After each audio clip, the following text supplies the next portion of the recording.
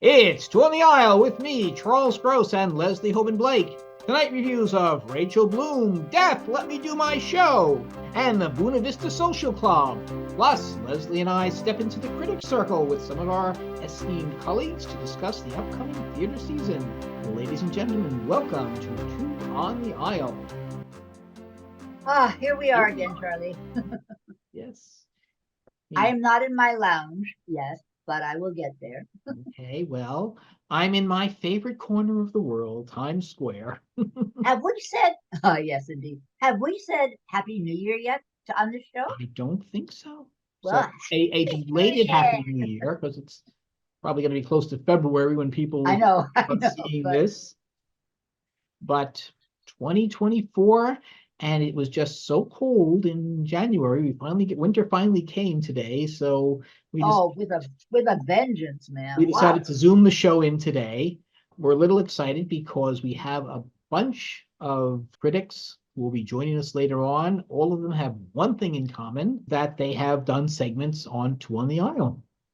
And we're bringing them all back. Several of them sat in for me when I was not well, and I'm very grateful to them. For what will be, I think, a very interesting discussion on the upcoming season. So let us begin with Rachel Bloom, Death, Let Me Do My Show. Now, this starts off as how a crazy ex-girlfriend fan would expect a Rachel Bloom show to start off. She comes out, she sings a song that has clever but crude lyrics. She holds the microphone in her cleavage, but a stand-up musical is not really what she has in mind. Rachel Bloom here is going for a kind of a Mike Birbiglia kind of vibe. So it's not at all surprising that Seth Barish, who has directed Mike's recent shows, is doing the same thing here. And Bloom veers into life and death, the former inspired by the birth of her daughter, the latter inspired by the death by COVID of a treasured collaborator. Both events took place during the COVID epidemic. Lest you think that Bloom is trying to be Mike, she's not. This is a very Rachel show with original songs and Bloom's unique take on things. The thing is, though, while you may applaud her effort, and while she certainly has a wonderful stage presence, Rachel Bloom's take on these life and death issues are really not that interesting. And it's a 90-minute intermissionless show, but it can feel very muddled at times. Yeah, if you're going to be philosophical, you sort of have to have a philosophy. And you have to, and it's not that she doesn't. I mean, it comes down to life is better than death, I think, and it's not much more, it's not deeper than that, I don't think, really. And I, like you, it was a Rachel Bloom crazy ex-girlfriend fan, so much so that I bought a ticket with a friend that I went to Radio City Music Hall and saw her do a live Crazy Ex-Girlfriend. She had the cast from the television series. Right. And it was almost like an episode of the show. Right. And that was brilliant. It was wonderful. And her gift is that she comes up with these songs. I mean, she may or may not write them all, but they are good, and she sings them well, and her cast sings well, and that was Crazy Ex-Girlfriend. This is right, exactly. Let Me Do My Show. I mean, you can watch her on Reboot. That's a TV show she did within the last year or so, and she's excellent in that. Here, she has her moments, but I was disappointed with the evening. I don't want to, I do like her so much, and I feel as if this was a show she had to do. I think this was not a show, I mean, she wanted to do it, obviously, but I think it came out of stuff she needed to, instead of therapy or something, she needed to do this show. I do hope she goes back to the things that she does really well. I see no reason why she can't go on doing that forever. So what would you give it? I would give this 2.5 playbills. Wow. I can't say I would do more than that. I mean, I was by myself that night, and so I didn't have anybody to talk to about it until now. This is the first I've had a chance to say something about it. But even with that, it percolated as a non-starter for me, really. My daughter went to see the show. She actually paid to see it. Which daughter are we talking about? This is Miriam. Okay. She's been on our show a couple of times. Yeah, I know your daughter Miriam. I just want to know which daughter was going to say something about it. And she, again, big Rachel Bloom fan, but not overly enamored. And I think I think the three of us are in agreement. We love Rachel Bloom, but we didn't like Yeah. Let Me Do My Show. And let's face it, Crazy Ex-Girlfriend is a construct. That is not Rachel Bloom. That is Rachel Bloom's, character. This may be much more Rachel Bloom than the one that we like. That's neither here nor there. Well, We like Rachel Bloom, we just don't like Rachel Bloom. Okay. Yeah, I like this one, not that one. Okay. I was very happy when they gave me a ticket to Buena Vista Social Club. I didn't know what to expect. I saw the documentary, and it's a documentary about a group that had been around in the 40s. This is selected items from that show. Well, this takes place over two periods. One, I think, in the 1950s, 1956, as the revolution in Cuba was occurring. And then we jump to 1996, the collapse of the Soviet Union, which was extremely hard for Cuba. It centers around the Buena Vista Social Club, but it focuses on a singer played in 1996 by Natalie Venetia Belkin and in the 1950s by Kenya Brown. I should mention this is written by Marco Ramirez, directed by Shahim Ali. And we get a lot of very nice music. It's kind of a jukebox musical, although not in the way that we expected, because the music there is musical in that you and I don't know the music. I actually did know one of the songs. Which one did you know?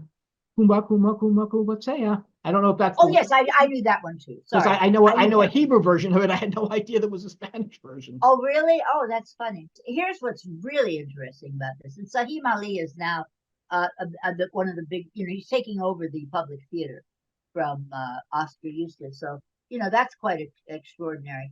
And he's directing all over town. He's directing in a lot of other people's theaters.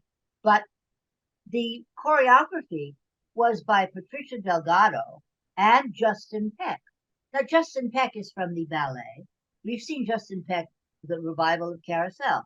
All those brawny sailors doing, the kind of the balletic thing. Right, that was your favorite part, as I recall. Right, and here what you have is almost a throwback to West Side Story, where all the Latino men and women have these wonderful dance steps that they're doing, a lot of legs in the air, all balletic background as well as Latino expression. So that was just extraordinary. And I sat in the very back, so I was bouncing. I sat next to the lighting person. The lighting man stands for the whole show, and he doesn't even tap a toe. And I'm going, my head's popping, and and he doesn't move. And I said to him at the end of the show, I said, "How do you do that?" He said, "I wear earplugs." There was a woman who was dancing in the aisles with the show. She got. If I were able to dance, I would dance in the aisles. It reminded me, in that sense, of On Your Feet with Gloria Estefan, where they also told the story. But that was a husband and a wife, but it was a long story about how they got here and became famous. That's not what happens in this story. What happens in this story is the girl becomes famous. The guy who, because it's Cuba and because the people are leaving and there's no money and there's no work, the guy sings for whatever pennies get tossed to him in his hat. But they're young and they don't really care about money. They care about singing and they care about dancing, and they go to the Buena Vista Social Club. That's the thing that ties it here. That's not what the movie is about, what the documentary is about. But it's a good enough story for this. And it's interesting to me because the girl is a really thin, sweet-looking little girl, and she becomes a red-hot mama of some proportions, as she grows older. She becomes a big success. We see her 40 years later, and she is still at the top of her game. And this young producer desperately needs her for an album he's working on, and she ends up going back to the Buena Vista Club. I don't think she's been there in a while, reuniting with the people that she knew when she was younger. We get her backstory. Her original act was with her sister. Her sister fled from Cuba when Castro took over. Interestingly, you will never hear Castro mentioned. You will hear about the revolution, right? Hear about how the United States boycott hurt the economy. Castro is not mentioned, which I found very interesting. The poor guy is still a poor guy. He's married. He has children. and he's still out there singing with his hat in his hand. And if there's anything she can do for him, or should they run away together, or should she just go back and make the record? I will give this 3.5 for what it is. Okay, and I will give it 4.5 because I had a really good time. Complaint that I do have, and that's Yeah. with the usher. Because the usher told me, go in down this aisle, and I'm going down the aisle, and I'm finding my seat, and it's a full aisle, and I'm walking and I'm interrupting. Everyone's got to stand up. And do you know where I'm sitting? On the aisle, On the other side. other side of the row. Boy, if I were there, I would have hated you. Well, tonight we have a special treat for you. Over the past couple of years, we have been very privileged to have some excellent guest critics come and join us. And tonight, we have 4 of them who are going to help us talk about the shows that they're looking forward to seeing in this upcoming season. So, ladies and gentlemen, welcome back to the Two on the Aisle Critic Circle. This is our very first special. We're hoping to do more of them, but this is a special for us. We have invited 4 friends and guests and fellow critics to come and discuss Back to the Future. No, not the play, not the movie, but what's coming up for the rest of the season. Starting in February, I would say, because a bunch of plays have opened in January already. So this starts around February and it ends around April. And they will introduce themselves. You've seen all of them on the show before. David Lefkowitz was once upon a time an actual co-host. So take it away, David Sheward. Hi, I'm David Sheward. I'm a member of the New York Drama Critics Circle, the Drama Desk, and the Outer Critics, and I write for Theater Life, Cultural Daily, and Total Theater. All of those are .coms.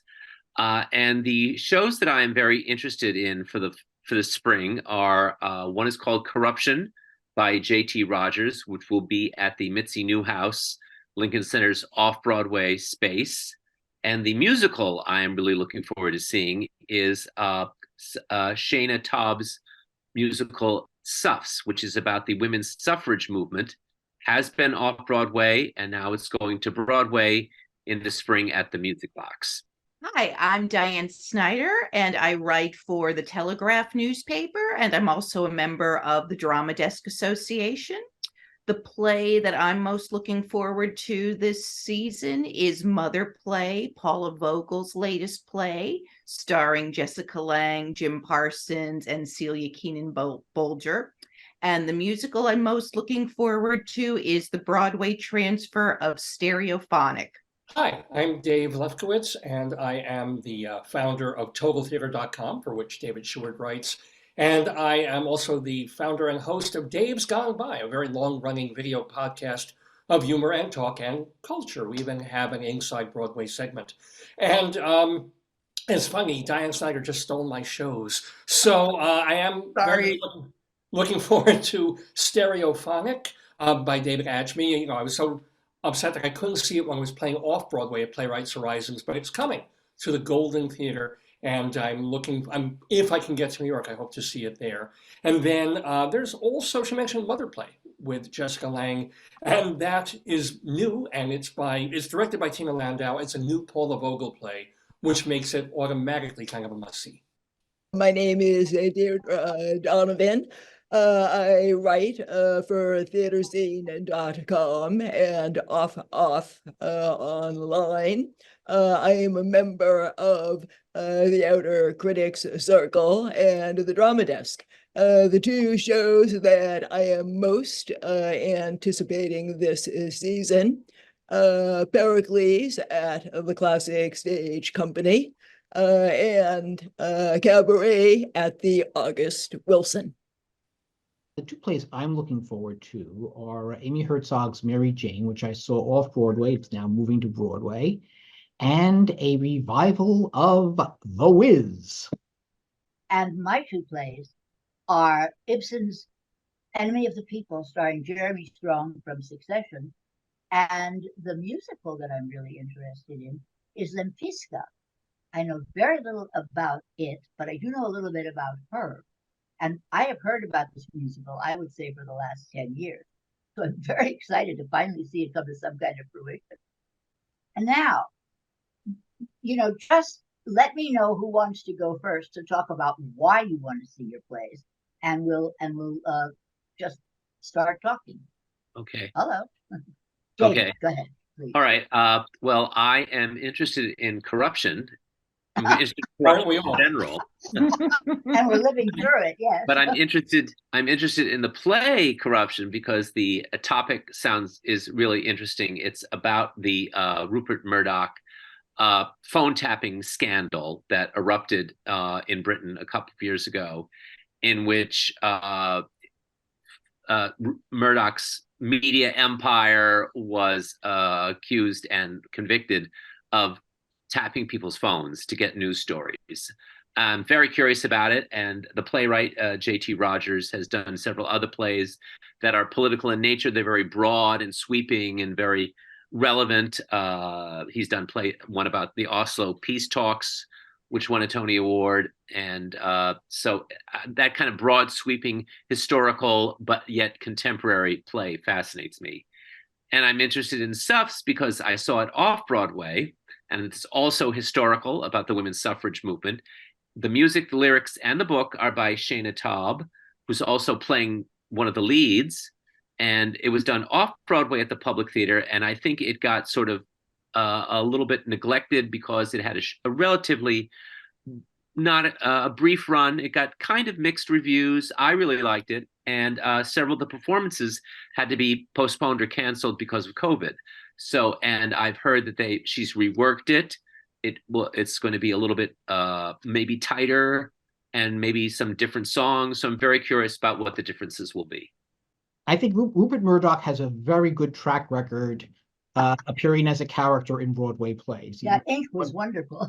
A few years ago, so I'm excited about this. Does that mean we're going to have to sit through plays about Trump now? Oh, please. Oh, God. Well, we have to. As for Sups, I have to say I was a little disappointed with it off Broadway. I was expecting another 1776, and I'm glad that they're making changes. I'm hoping I'll enjoy it more this time. Yeah, I agree with you about Sups. I was rather unimpressed with it off Broadway. I thought it did a really good job of telling the history of the movement, but right. I wasn't really caught up in most of the characters and their struggles. But I do think there's something very interesting there, and so many great roles for actresses that I would love to see it be a hit on Broadway. And I guess Hillary Clinton is one of the producing teams. Yeah, producers really on Broadway. Interesting people producing things right now. I'm very much anticipating Pericles, probably for the obvious reason that this play is so seldom staged. But then it was interesting when I was looking back at the Pericles over the past decade, I actually realized I've actually reviewed 4 productions. And I said, well, it is brought to New York stages, but I wouldn't say that it is the most popular of Shakespeare's plays. And of course, Ben Jonson called it the moldy play. And of course, that doesn't help its popularity. But nonetheless, I'm very much looking forward to what the Fiasco Theater company is going to do with it. I'm hoping Pericles will shine just like their Cymbeline.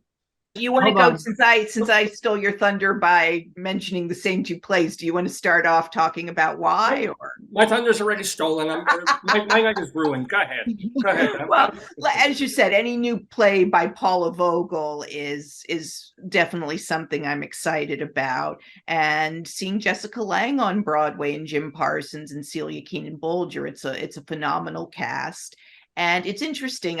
Someone pointed this out to me and I hadn't thought about it, but the male character in the play, the brother, is named Carl, which is the same name as the brother in the Baltimore Wall. So I'm hoping it'll be similar to that, and that these characters will perhaps resemble the brother and sister in the Baltimore Waltz at a different time.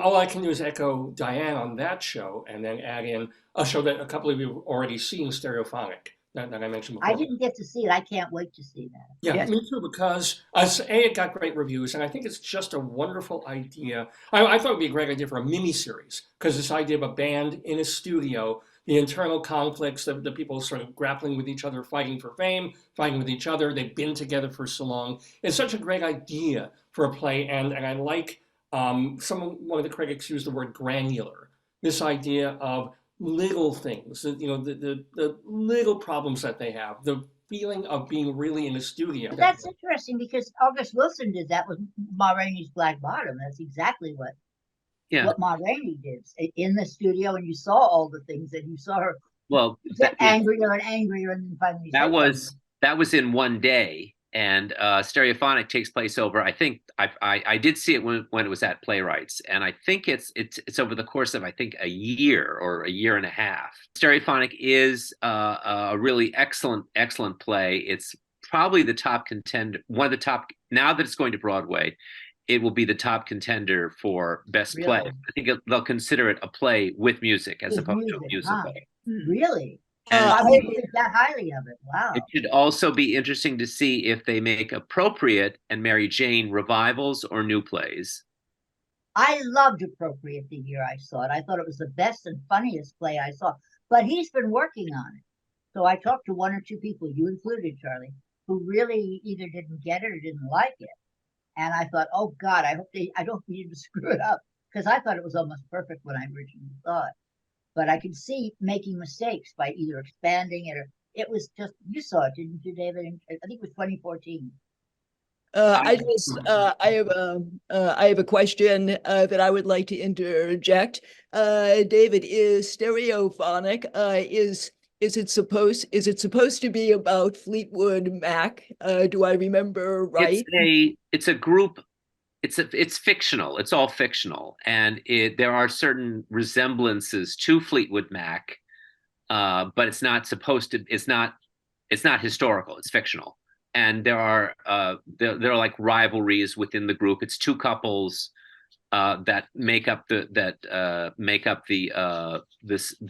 group, and it's also the guys, the engineer and his assistant. So it is based on, it's sort of inspired by Fleetwood Mac, but it's not a documentary on Fleetwood Mac. Well, actually, isn't the band's name in the show Meatwood Flack? No, that's not it. We do that. Like Dreamgirls wasn't supposed to be the Supremes, but it was the Supremes. Yes. Come on, David, who are they? I actually remember the show being a bit on the long side. Do you think that they will cut it when it goes to Broadway? No, they won't. Because that's part of it. I think that's the other thing, the fly on the wall. It takes the time, to really sit in there and marinate. And that was also what I wanted to say about Mary Jane. I forgot about that. About this, I read that was kind of a gentle play, a sort of optimistic. I'm not a Herzog fan. I didn't like 4,000 Miles when I saw that years ago. I found that pretty meh. So maybe this is a lot better. But again, I want to immerse myself in a play and not have it, pounce on me. In which case, I think you will like Mary Jane because of the attitude. Mary Jane is about a mother with a very, very sick daughter who needs her constant care.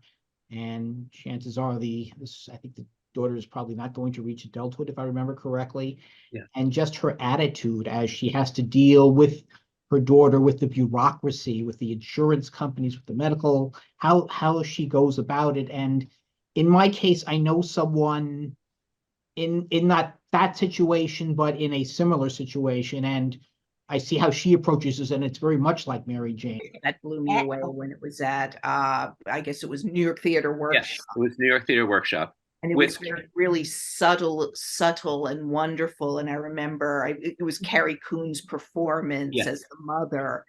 I didn't even know who she was at the time. I had so no heartbreaking. reference point for her. She was brand new. I just wanted to add something to my list because I don't know what to say about Lempiska. I like the artwork, obviously, of that from the real person.